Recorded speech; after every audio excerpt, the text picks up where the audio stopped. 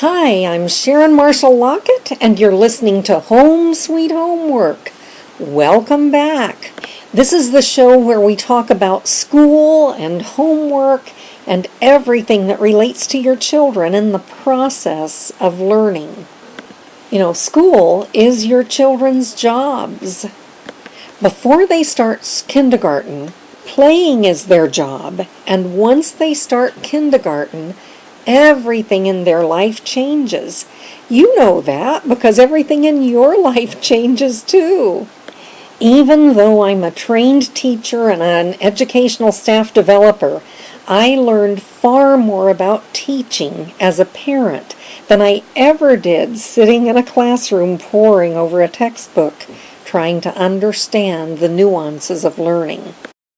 It is summer, and this month is full of graduation ceremonies and excitement around education.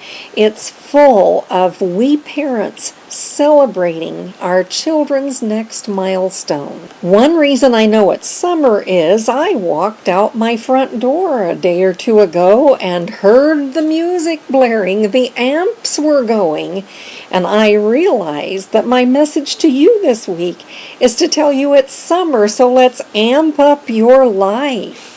Today on Home Sweet Homework, we'll help you plan for the summer that will make a difference in the lives of your children. I'll help you look at whether or not they need to go to summer school, and if so, what do they need to take and why and how. And what else do you need to think about as you plan a summer for your children?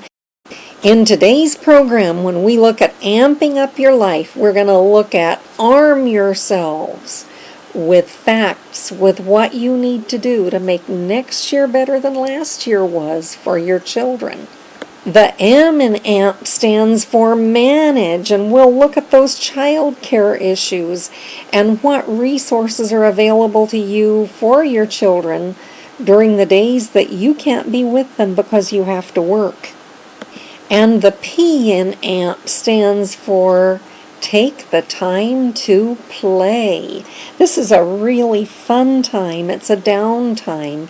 It's a time when you need to do things differently, when you need to celebrate family in a different way, because you're not under the pressures of get up early in the morning, get a nutritious breakfast, get off to school, go to the babysitter, go to work, pick up the child, come back home, do homework. That pressure is gone for a couple of months, and that's a really good thing. So, let's jump in.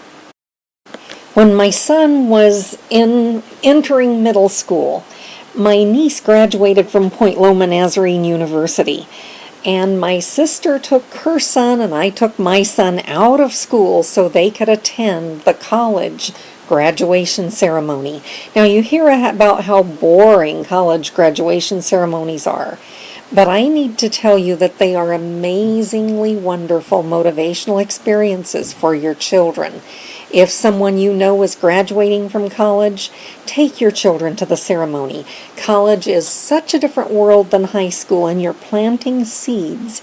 You're building bridges to the next level of education. You're motivating your children to think beyond high school into what's next. Now, it was truly a motivational experience at Point Loma because their graduation ceremony is in an outdoor Greek amphitheater overlooking the gorgeous Pacific Ocean. My sister and I said it was one of the better things that we had ever done for our children to motivate them to study because they were enthralled with the beauty of the campus, with the atmosphere. And college graduations are really different from high school graduations. When students graduate from high school, they have to be staid and formal, and if they don't toe the line, they can actually be kicked out of a high school graduation ceremony. When they graduate from college, they're adults and they're a little bit crazy, and it shows. They write messages on the top of their graduation caps, and the chemistry major, when he or she walks across the stage to get a diploma, manages somehow to rig up the graduation cap so that when a button is pressed, fireworks fly to celebrate the fact that they made it. It's a wonderful motivational experience. I just want to plant a seed that you are building bridges to your children's future when you participate in something like that. So after that little plug for celebrate with your children, and by the way, celebrate with them whether they're graduating from preschool or from college, it doesn't matter. When they've reached a milestone, they need and deserve your applause.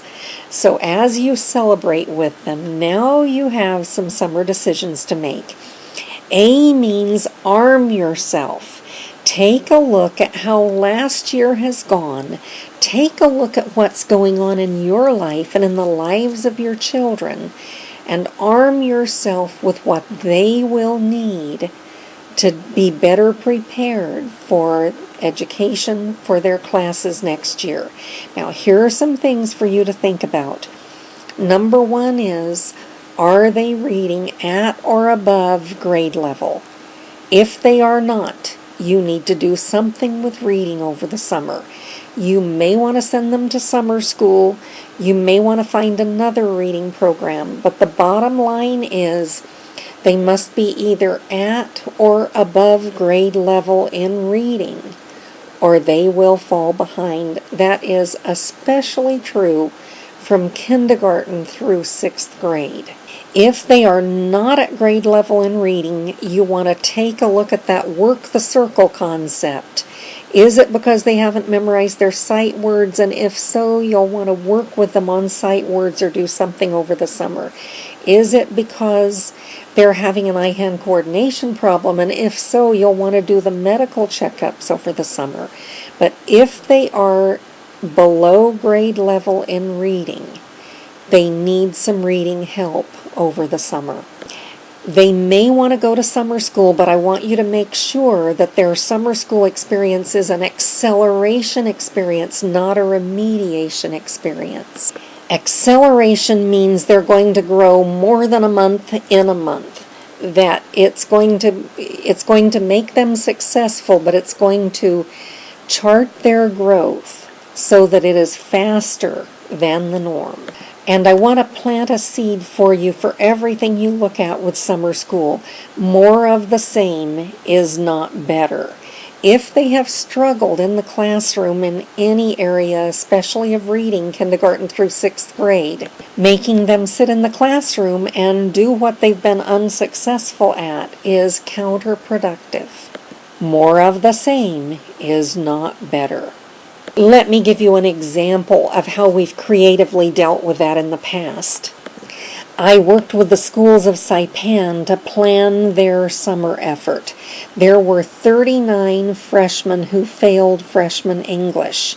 And as we talked about what can we do with them to accelerate them over the summer, and the concept that more of the same isn't better, we realized that making those 39 students put in the seat time would just make them angry and bitter and resentful, and that they probably wouldn't learn much more than they had at the moment. So we decided to completely change our focus. Instead of making them put in their seat time and read stories and write and diagram sentences, we trained them to read to elementary children. We spent a week giving them the skills they needed to read stories, and then we sent them to elementary school to do reading circles with all the children that were attending summer school there.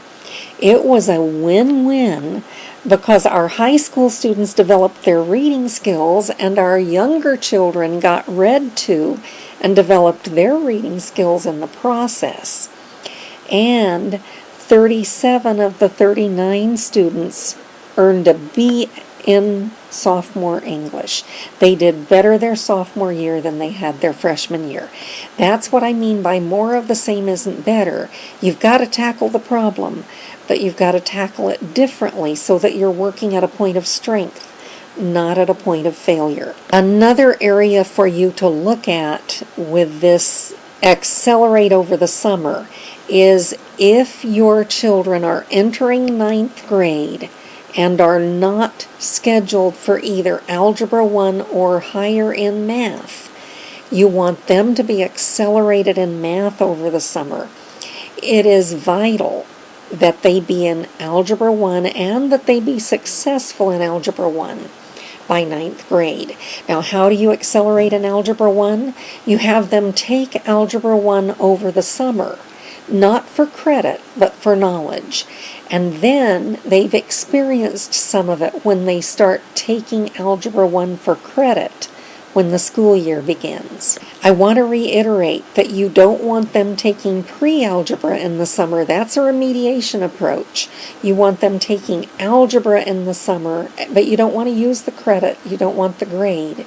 You want to pre-teach algebraic concepts so they'll do better when they repeat the concepts as ninth graders.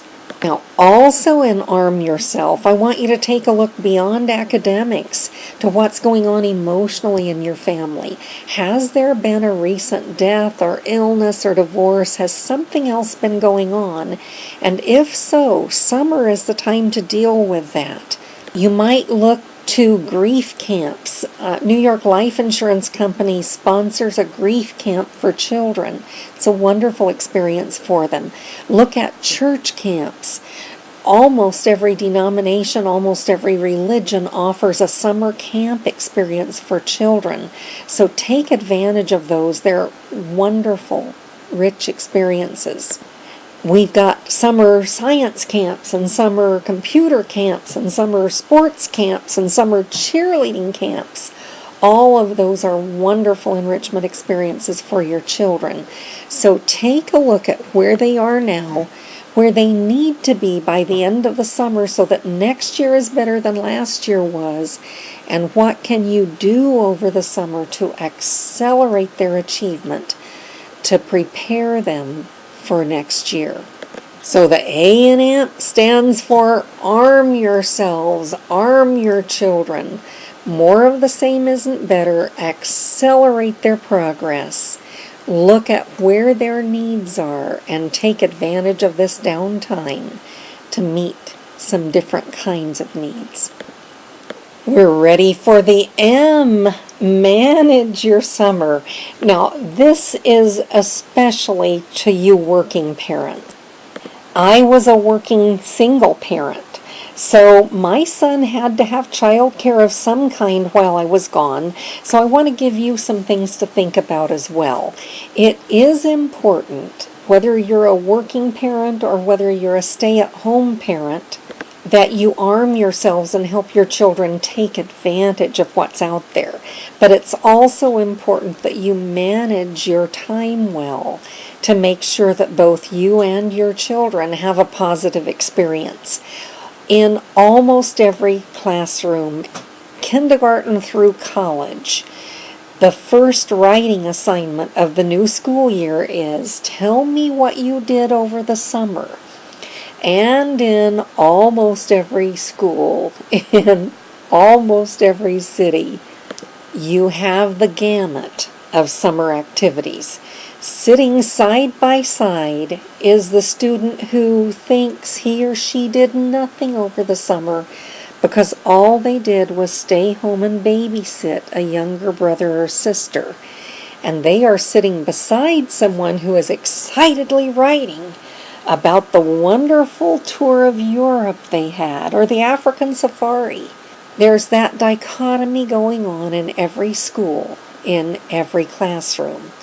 Now, I first was faced with that when I ran a summer program at UC Irvine. My students would say, I didn't do anything over the summer, I just babysat. And one of the things we did for them was to validate the experience of poverty in their lives. What did they learn as they sat at home and babysat the younger brother and sister? Their experience of poverty is every bit as valid as their colleagues' experience of wealth. Granted, it's a different experience, but we all are learning and growing every day. So I want you working parents to help them see it not as a drudgery, not as we didn't do anything, but as the value of the experience of poverty, the value of earning an honest living, the value of doing whatever's next, the value of putting food on the table for your children, the value of working together as a family to make sure that everyone succeeds. And there are a host of people who can help you in this process. One of the things I want to suggest to you is that if reading is an issue, your older children can work with your younger children to read really fun things over the summer. Reading is much better for them than sitting in front of the boob tube. One of the big complaints that teachers have over summer vacation is the children come back and it takes me a month to get them to where they were when they left school. They lose ground over the summer. Well, they shouldn't lose ground over the summer, because over the summer they're reading and writing and calculating and experiencing. They should be ready to go to the next level the day school starts. And you can help them do that.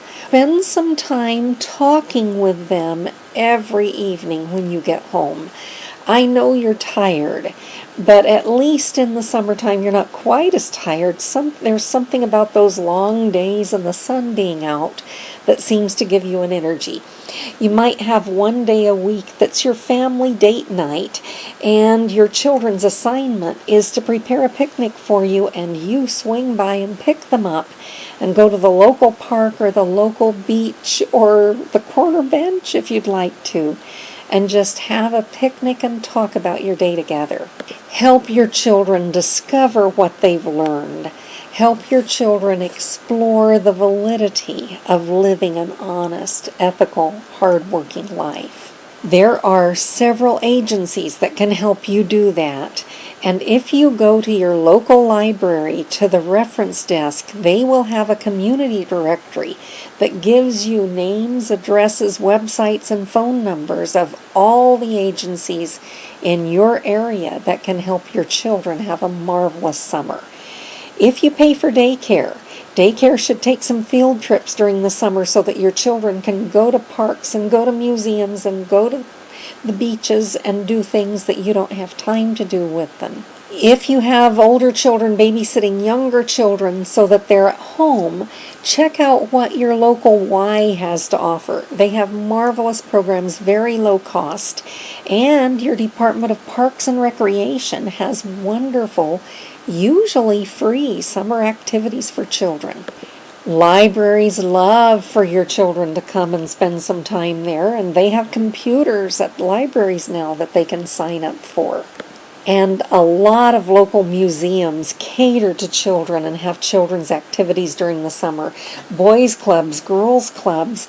Another interesting win-win is to check out the senior centers, because sometimes senior centers have programs where seniors read to children and work crafts with children over the summer. It's a win-win because you can never have too many grandparents. The seniors benefit from spending time with your children, and your children benefit from spending time with senior citizens.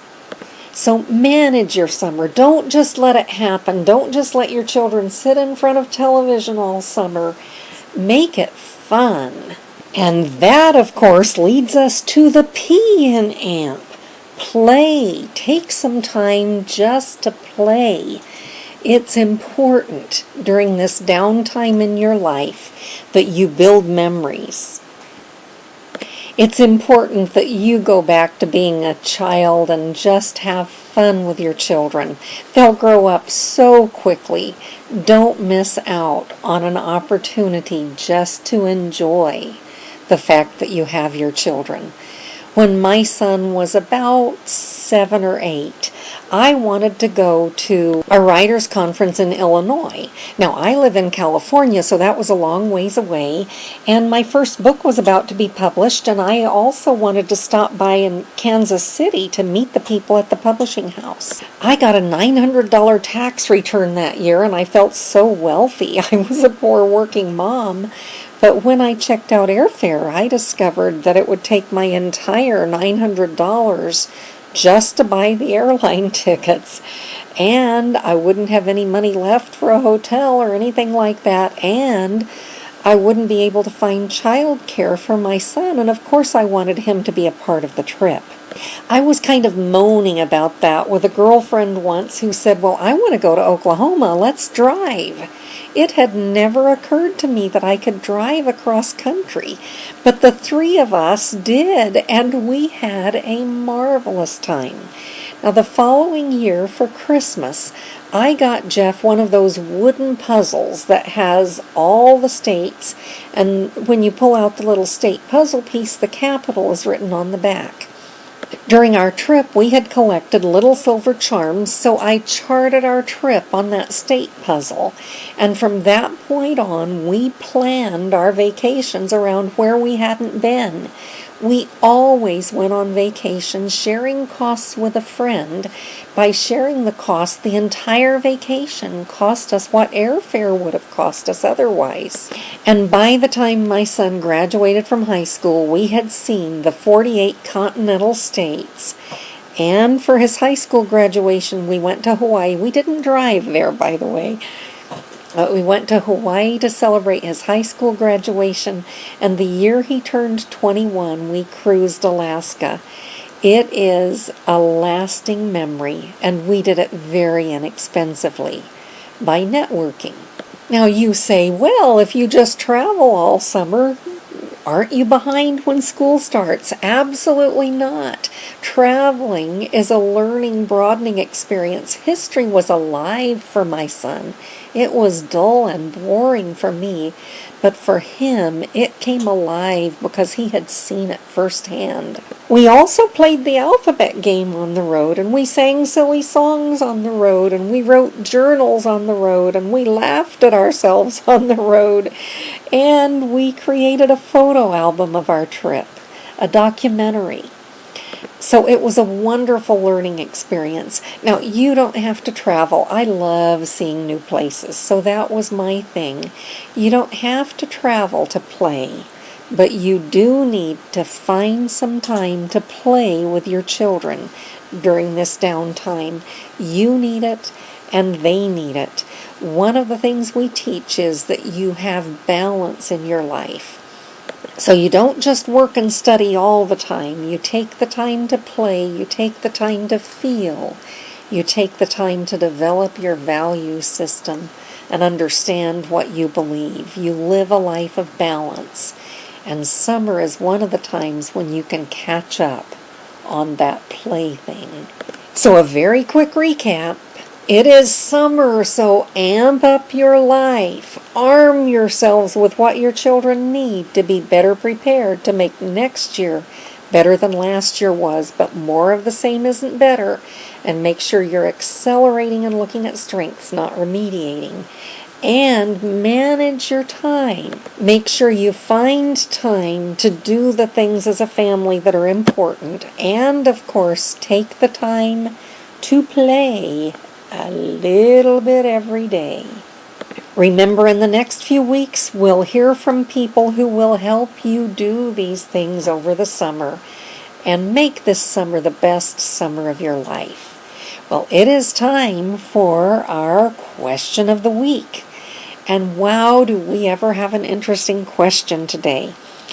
The question is, my daughter is in 4th grade, and she had a terrible year. I think that probably she had a personality conflict with the teacher. So, do I need to do anything over the summer? Should I worry about that? If it was a personality conflict, won't she just bounce back next year? Now, I really need to know a lot more from this parent before I can answer that question adequately, but I'll give it a stab. When they start middle and high school, where they have several different teachers, they can have a personality conflict with one teacher, and you don't worry about it too much. But if they have a personality conflict with every teacher, you've got a problem.